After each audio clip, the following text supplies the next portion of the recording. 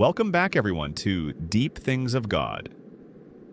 Today we're taking a deeper journey into one of the Bible's most unforgettable stories, Daniel in the Lion's Den. Rather than simply summarizing it, we're going to walk through the events as though we're witnessing them unfold, exploring Daniel's life leading up to that incredible night, and seeing why his faith remained unshaken. Friends, it's great to have you here. Glad to be here. Daniel's story is one of the greatest examples of unwavering faith in Scripture. It really is. And what's fascinating is that the lion's den isn't where Daniel's story begins. It's actually the result of decades of faithfulness. Exactly. If we only focus on the miracle with the lions, we miss the journey that prepared Daniel for that moment.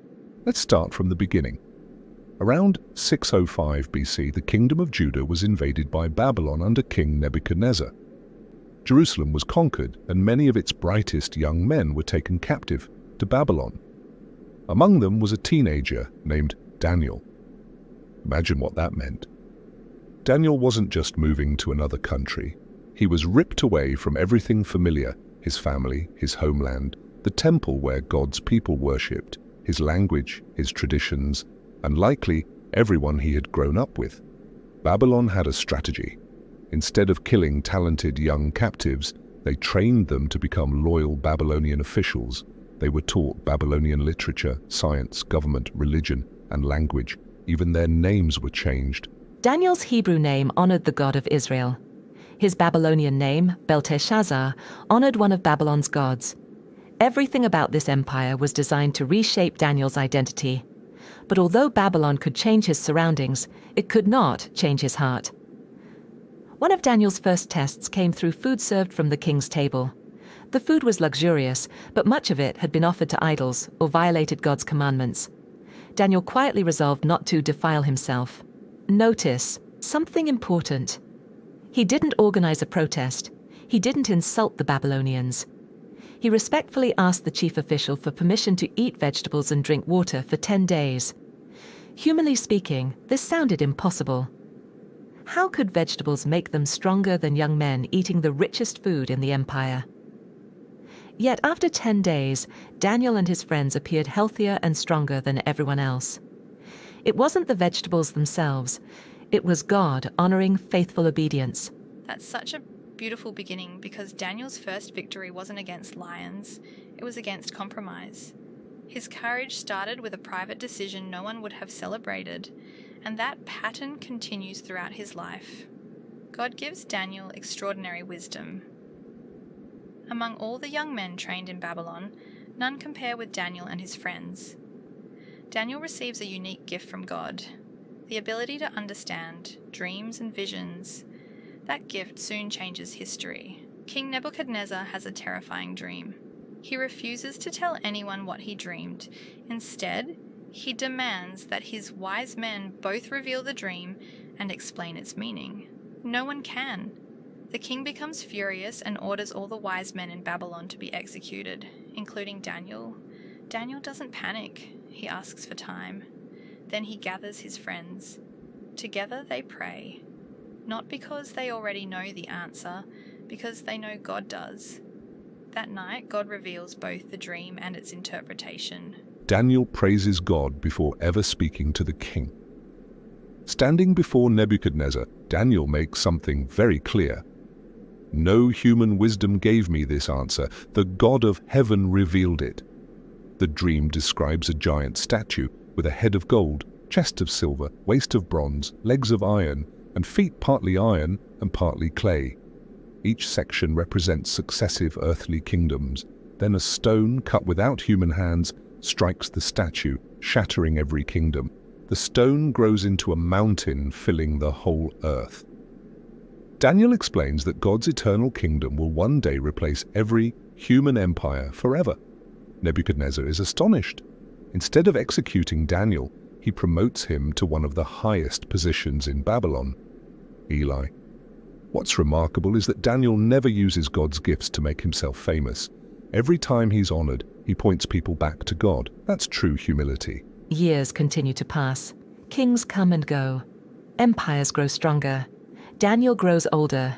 His three friends, Shadrach, Meshach, and Abednego, face one of the greatest tests imaginable. Nebuchadnezzar builds a massive golden statue. At the sound of music, everyone must bow before it. Refusal means death in a blazing furnace. Thousands bow. 3 men remain standing. When questioned, they respectfully answer the king. Our God is able to deliver us. But even if he does not, we will never worship your image. The furnace is heated so intensely that soldiers carrying them are killed by the flames. Yet once inside, something impossible happens.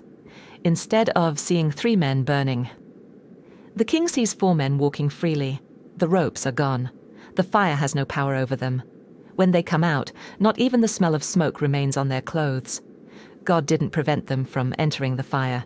He met them inside it. Years later, another king rules Babylon, Belshazzar. During a great feast, he commits an act of incredible disrespect.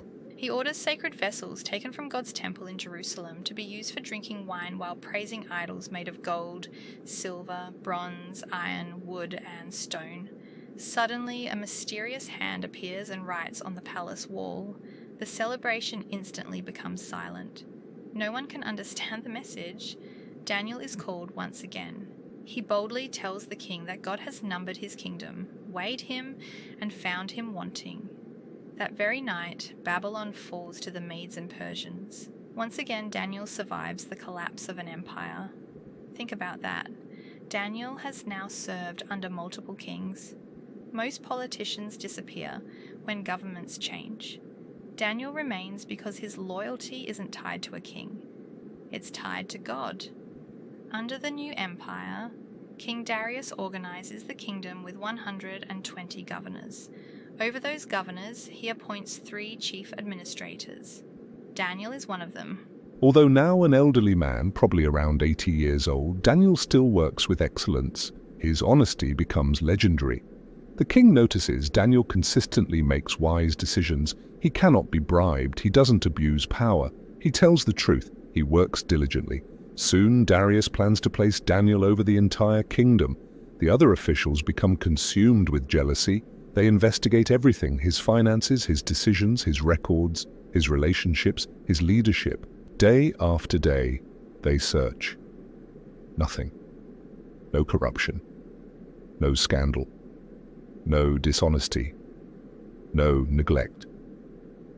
Finally, they reach one conclusion. We will never find any charge against Daniel unless it has something to do with the law of his God. So they create a trap. Together they approach King Darius with exaggerated praise. They suggest a law that sounds like a way to strengthen national unity. For 30 days, everyone must pray only to the king. No requests to any god, no requests to anyone else. Anyone who disobeys will be thrown into a den of lions. Flattered, Darius signs the decree. Only afterward does he realize what he's done. This is the turning point. Daniel now faces a choice. Should he hide his faith? Should he stop praying for just 1 month? Should he quietly close the windows? From a human perspective, that might seem reasonable. But Daniel understands something important. The issue isn't the window. The issue is worship. If he stops praying because the king commands it, then the king has become greater than God. Daniel walks home exactly as he has done for years. He opens the windows facing Jerusalem. That direction mattered because Jerusalem represented God's covenant and his promises. Then Daniel kneels. 3 times that day he prays. He gives thanks. Think about that.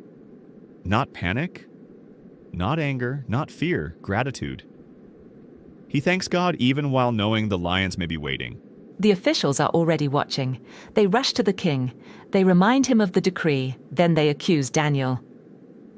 Darius immediately realizes he has been manipulated. He spends the entire day searching for a legal loophole. There isn't one. As evening approaches, the officials remind him that Persian law cannot be revoked. With great sorrow, Darius orders Daniel to be brought. Before Daniel is lowered into the den, the king speaks words filled with hope.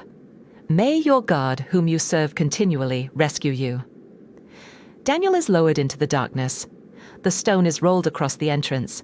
The royal seal is placed over it. No one can interfere. That night the palace is unusually quiet.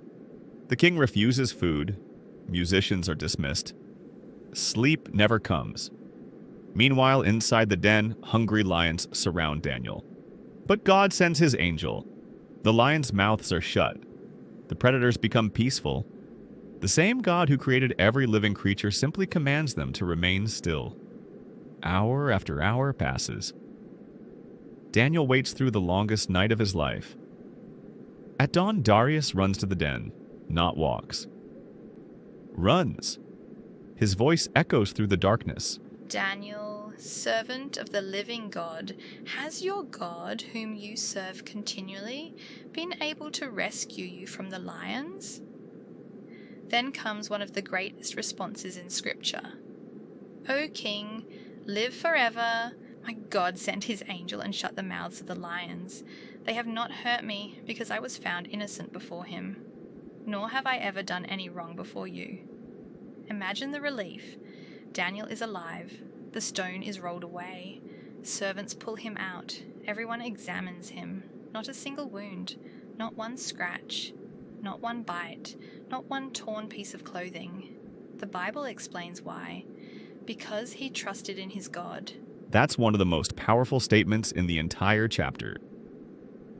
Daniel wasn't rescued because he was lucky. He wasn't rescued because the lions weren't hungry. He was rescued because God was with him. Justice now follows. The officials who maliciously accused Daniel received the very punishment they planned for him.